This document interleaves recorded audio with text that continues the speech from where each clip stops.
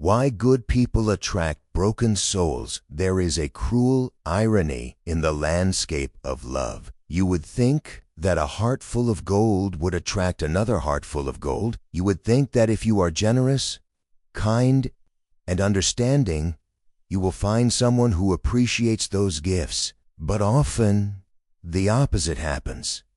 The kindest people do not find peace. They find parasites. They find partners who take, who drain, and who demand, leaving the giver empty and confused. If you have ever asked yourself, why do I always fall for the person who needs fixing? Or why does my kindness feel like a curse? This story is for you. In the valley of Oak Haven lived a young woman named Elara. Elara was known as the village candle. She was warm, she was bright, and she existed to burn for others. She was a healer who could not say no. If a neighbor needed money, Elara gave it. If a friend needed to cry at 3 a.m., Elara was awake. But Elara's personal life was a disaster. She was in love with a man named Kyle. Kyle was charming, but he was a storm of chaos. He was always in debt, always the victim of some tragedy, always misunderstood by the world. Elara spent her days fixing his messes. She paid his debts, she soothed his anger, she apologized for mistakes she didn't make. She told herself this was love. She told herself she was being good.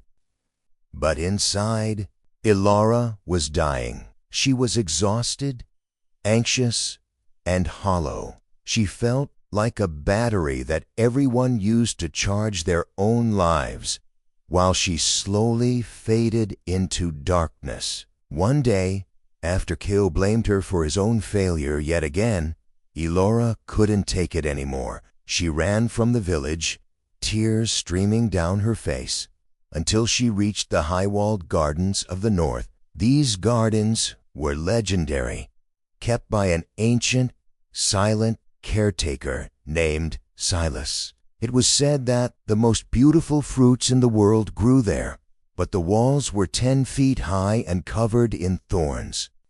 Elara found the heavy iron gate and knocked. Silas opened it. He was a man of few words, with eyes that had seen 70 winters. He saw the desperation in her face and led her in. Inside, the garden was paradise. The air smelled of jasmine and peace. The fruit trees were heavy with harvest, untouched by pests or thieves. "It is beautiful," Elara whispered, wiping her eyes. "My garden at home is trampled. The deer eat this, the weeds choke the flowers. I try to feed everyone, Silas. I try to be open.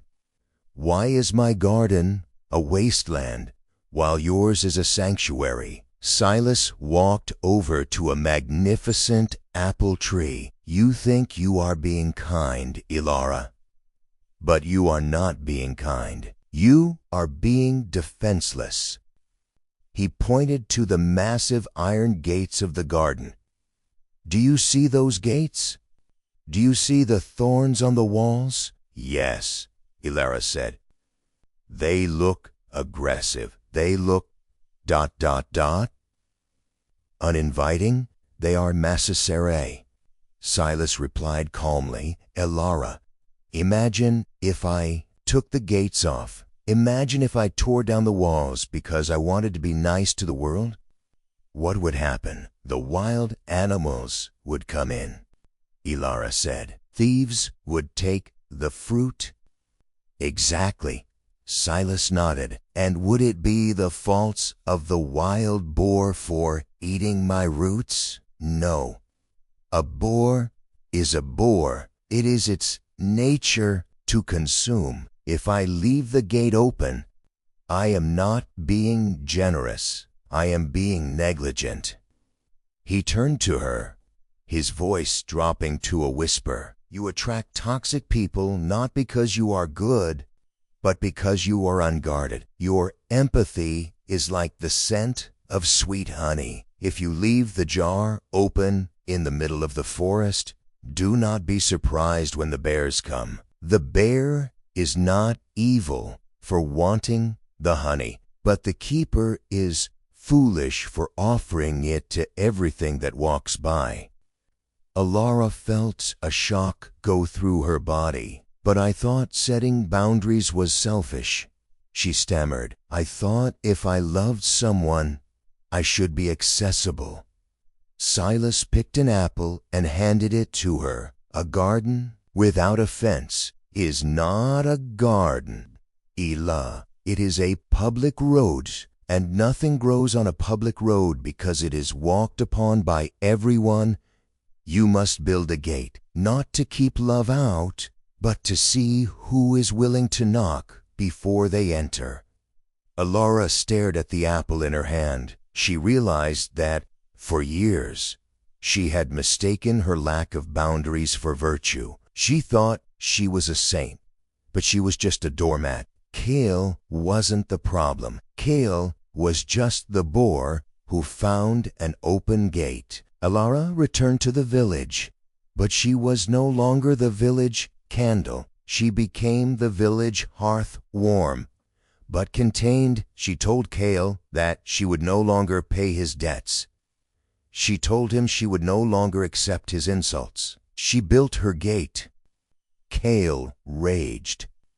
He banged on the walls. He called her selfish. And when he realized the gate would not open, he left to find another open garden. Elara hurt for a while. It is painful to watch people leave when you stop letting them use you. But in the silence that followed, something new began to happen. Her own flowers began to grow.